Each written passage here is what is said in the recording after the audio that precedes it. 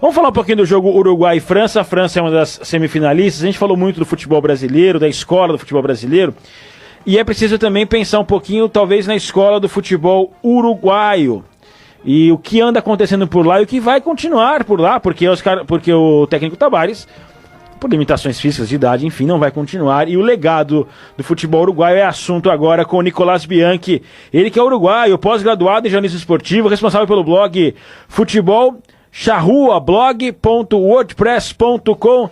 Nicolás, muito boa noite, prazer recebê-lo aqui no Saideira na Copa. Conte-me um pouco como é que está o Uruguai depois dessa eliminação para a França 2-0, foi muita frustração, estava dentro do prognóstico de possíveis acontecimentos. Conta um pouquinho pra gente do momento do Uruguai pós-eliminação, Nicolás, boa noite. Boa noite, obrigado pela participação mais uma vez no programa. Então, o Uruguai chegou mais ou menos até onde antes da Copa imaginava que chegaria. Então eu imagino que o sentimento nesse momento seja uma mistura de decepção, porque em algum momento sonhamos com um título, com alguma coisa ainda maior, mas de missão cumprida, e chegamos onde dava para chegar e que realmente o trabalho foi bem feito e que a eliminação faz parte do jogo. Pois é, e o Oscar Tabárez não continua, claramente, já se fala de quem vai ser o substituto, se vai se manter alguém da comissão técnica, vai trazer um técnico diferente, como é que tá isso? Então, ainda eu não cravaria que ele não continua. É mesmo? Vai haver uma pressão bastante grande para ele continuar sim. E ainda acho que o não continuar vai partir dele, não vai partir da Associação Uruguaia de Futebol. Eu acho que é uma campanha muito forte para que ele permaneça assim, mesmo com a limitação física e mesmo com a idade. Ele chegaria com 75 anos na próxima Copa do Mundo. Mas eu não cravaria, não me arriscaria a cravar hoje que ele não continua, não.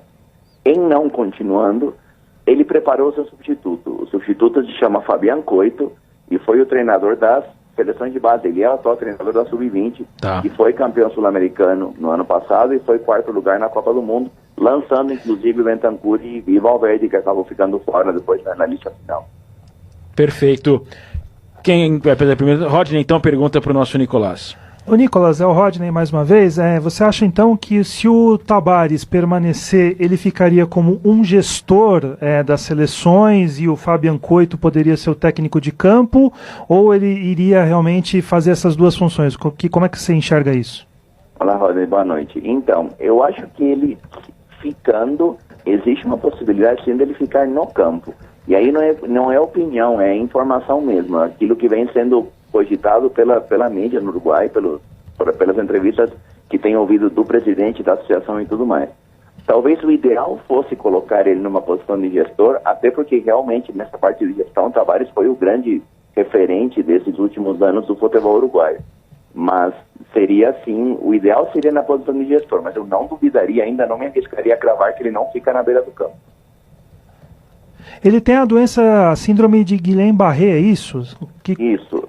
É uma doença que o sistema imunológico ataca os terminais musculares dele, por isso ele tem dificuldade de movimentação e tudo mais.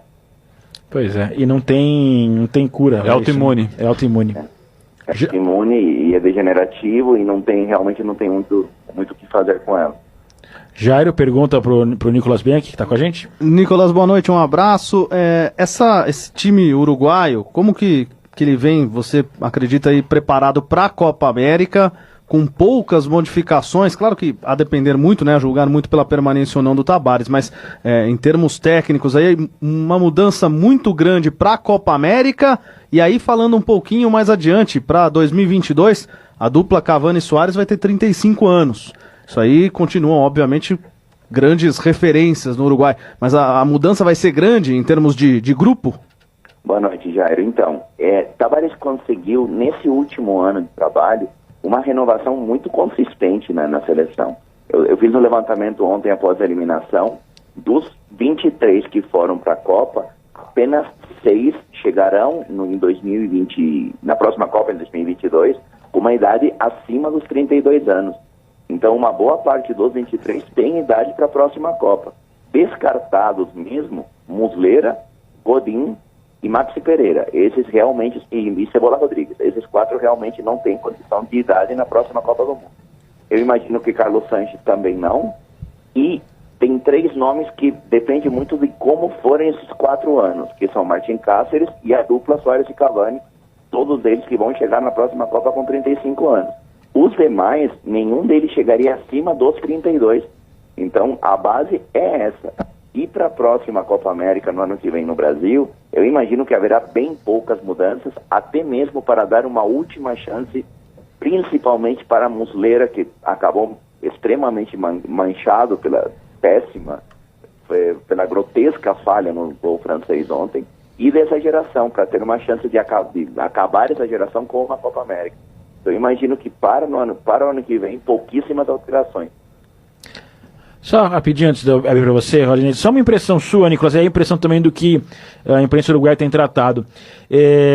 A gente aqui, eu vi o Uruguai com uma defesa muito boa, um ataque, talvez o melhor ataque em termos de dupla da Copa do Mundo, e eu tinha muita curiosidade com o meio-campo, porque o Uruguai prometia um meio-campo diferente para essa Copa do Mundo.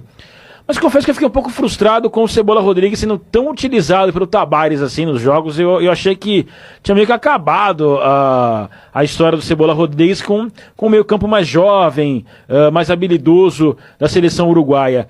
Qual que é a relação com o Tabárez com o Cebola e qual que a imprensa vê a manutenção do Cebola ainda na equipe? Gostam do Cebola? Aprovam a entrada dele? Entendem sempre a participação dele nos jogos do Uruguai?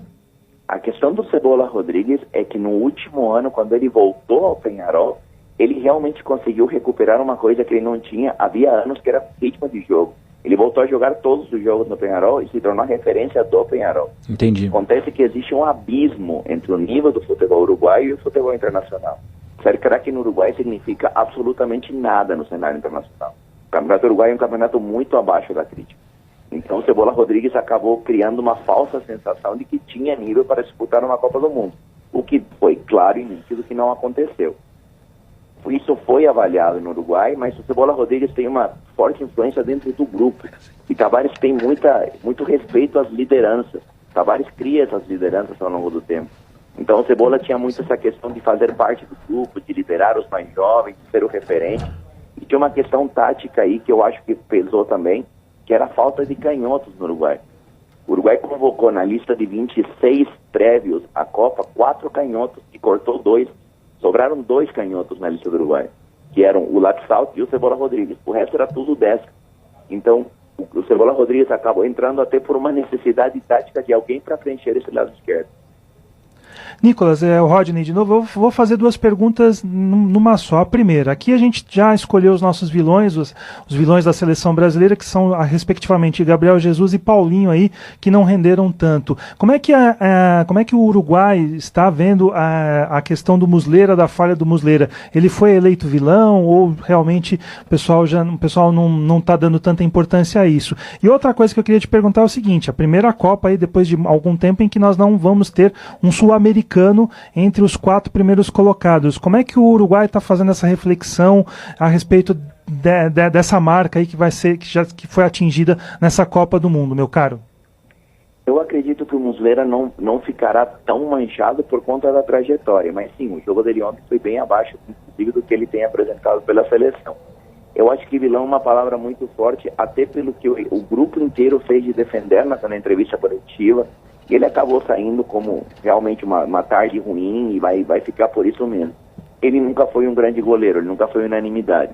Mas eu acho que para vilão ainda não chega nesse ponto. O que corria sério risco de ser vilão e acabou sendo salvo pela falha do Muslera foi o Stuani. O Stuani entrou no lugar do Cavani, fez um jogo bastante abaixo do esperado e ele ainda que perde a marcação do Varane no primeiro gol. Então o Stuani corria um sério risco de acabar virando vilão. A falha do Muslera fez com que todo mundo esquecesse que o Stuani esteve em campo. E eu acho que o Uruguai vai sair sem grandes vilões da Copa. Em relação aos 4 europeus que vão definir o título, eu acho que para o Uruguai isso não é novidade. A novidade é quando nós chegamos lá, a novidade é quando o Uruguai chega lá. Então assistir de fora e assistir europeus, não acho que seja uma grande surpresa. Talvez a surpresa seja a falta do Brasil. Mas é curioso porque dos 5 que classificaram pela América do Sul para a Copa, o que classificou em quinto foi o primeiro a ir embora, que foi o Peru. O que classificou em quarto foi embora uma fase depois, junto com a Colômbia, que classificou em terceiro. E os que classificaram em segundo e primeiro chegaram nas quartas de final. Então acabou sendo meio que a lógica da eliminatória que veio para a Copa do Mundo. Olá, Fabiano, aqui é o Cleiton. Então, ótima noite para você. Sobre o desempenho da equipe uruguaia, eu estou um pouco com o que disse o Dom no que se respeita à qualidade do meio de campo. A equipe uruguaia, não sei se eu tive essa impressão de desempenho meio burocrata, essencialmente nos 2 primeiros jogos, contra equipes menores e que acabavam sofrendo em demasia. E com isso, sofrendo principalmente com o seu meio de campo, de certa forma, verde, até para uma Copa do Mundo. O De Arrascaeta, por exemplo, que a gente esperava muito aqui no Brasil. Sumiu o De Arrascaeta, né? Ficou ali no fundo do banco de reservas. Mas como é que você vê essa evolução, seja pelo Tabárez, seja comandado pelo Fabian Coito, ou por alguém de fora, como já foi cogitado, foi ventilado um bom tempo atrás, o Aguirre, de certa forma, o Aguirre também foi um dos cogitados também. Como é que você vê esse trabalho, essencialmente para a posição de meio de campo? Porque o Uruguai sempre teve uma tradição de bons meio-campistas, de bons marcadores, principalmente sob o comando do Tabárez, né, peças importantes, a Leva do Rios, entre outros jogadores que eram peças importantes, eram leões de guarda, e o Uruguai parece que perdeu um pouco essa linha de ter esses leões de guarda. Como que você vê essa equipe uruguaia montando esse meio campo, e se há alguma revelação que está surgindo, seja no Uruguai ou fora dele, principalmente na Itália? A gente sabe os laços afetivos que a Itália tem com o futebol uruguaio em si, mas se tem alguma outra revelação para auxiliar nessa missão, até para substituir caras como Cebolha, entre outros jogadores. Eu acredito que a questão da marcação do Uruguai não é o problema. A questão do Uruguai é a criação. O Uruguai não é um time que foi proposto, que foi montado para propor o jogo. Isso ficou muito nítido no jogo contra o Egito e no jogo contra a Arábia. Times que deram a bola para o Uruguai e colocaram o Uruguai na condição de criar o jogo, não aconteceu absolutamente nada, e o Uruguai foi salvo por bolas paradas. Quando o Uruguai conseguiu fazer o jogo dele, que é de resposta, aí a situação mudou. Contra Portugal, com Suárez e Cavani, funcionou perfeitamente. Contra a França, sem Cavani, já começou a não funcionar de uma forma tão clara, e cometemos 2 erros que acabaram nos tirando da Copa. A questão do meio de campo, a grande revelação do Uruguai nessa Copa do Mundo se chama Lucas Torreira. Torreira fez uma Copa do Mundo espetacular, foi convocado de último momento, foi um dos últimos nomes a ser convocado por Tabárez. Ele apareceu na seleção apenas em março, nos amistosos de março, e ele conseguiu não apenas ganhar uma vaga nos 23, como depois como titular na Copa. Torreira é o grande nome do Uruguai, inclusive, provavelmente ele vai ser transferido para o Arsenal da Inglaterra. E esse tripé entre Torreira, Bentancur e Vecino vai ficar um bom tempo na seleção. E vai acrescentar a esses 3 Federico Valverde, que apareceu no final das eliminatórias, fez uma reta final de eliminatórias fantástica, se machucou, ficou o primeiro semestre inteiro quase fora dos gramados e acabou cortado da lista final. Esses 4 são os 4 grandes nomes do meio-campo do Uruguai daqui para frente. E a esperança é que o De Arrascaeta consiga levar para a seleção aquilo que faz no Cruzeiro, que na seleção realmente ainda não conseguiu concretizar. Nicolas Bianchi, uruguaio, jornalista esportivo, futebol. Qual que é o blog? Passa o endereço do blog aí para quem quiser acompanhar mais do futebol uruguaio, sempre com as suas informações e opiniões, Nicolas. Claro, o blog é futebolcharrua.wordpress.com.br. futebolcharrua.wordpress.com. Isso. Perfeito, então. Nicolas, muito obrigado pela sua participação aqui. É sempre um prazer entender mais, conhecer um pouquinho mais do futebol, de modo geral, sul-americano principalmente, que a gente acompanha meio à distância, né? A gente acompanha um pouco esporádico. E aí trazer um especialista, alguém que conhece, que vive isso, sempre traz uma visão diferente, traz informações novas, né? Faz com que a gente veja de outras maneiras e se informe mais. Então é sempre um prazer. Espero que seja a primeira de muitas que eu bato um papo com você aqui no ar, Nicolas. Eu agradeço e estamos à disposição quando precisar. Tá certo, então. Muito obrigado. Tá aí, então, Nicolas Bianchi, trazendo informações a respeito do Uruguai. Eu acho muito legal quando existe essa troca do comando, que vai ser natural, né?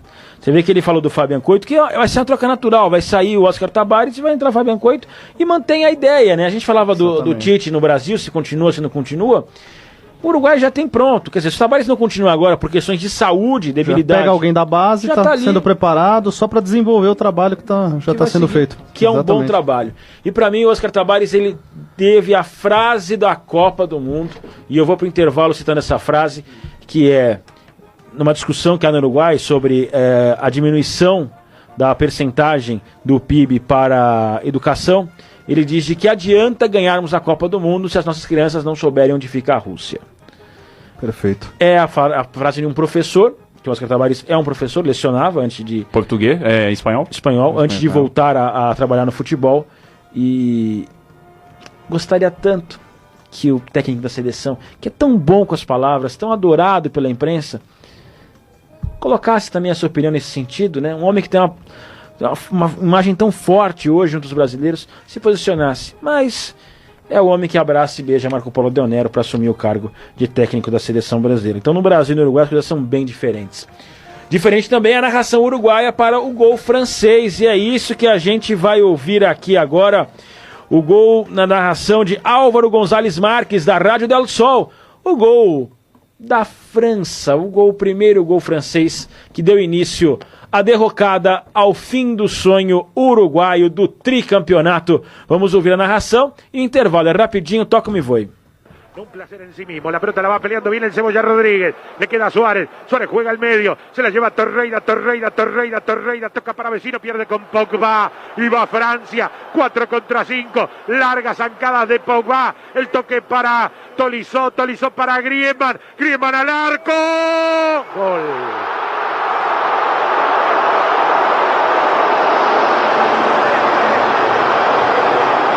Increíble. La pelota le venció las manos a Muslera y terminó metiéndose en el arco de Uruguay. El remate de Griezmann, que parecía controlado, se termina transformando en el segundo gol del partido. Gana Francia en el momento que Uruguay había hecho las variantes. Griezmann con un error de Muslera. Francia 2, Uruguay 0. Increíble la pelota que se le va a Muslera. Parecía tenerla controlada. Le iba al cuerpo prácticamente y se le termina desviando y metiendo en el arco. En un momento en el que Uruguay intentaba empujar, intentaba cambiar la dinámica del partido, llega este gol que es un baldazo a agua fría. No solo por el gol en sí, porque te anotan el segundo, sino por cómo se da. En el momento que Uruguay había hecho los cambios, que intentaba empujar...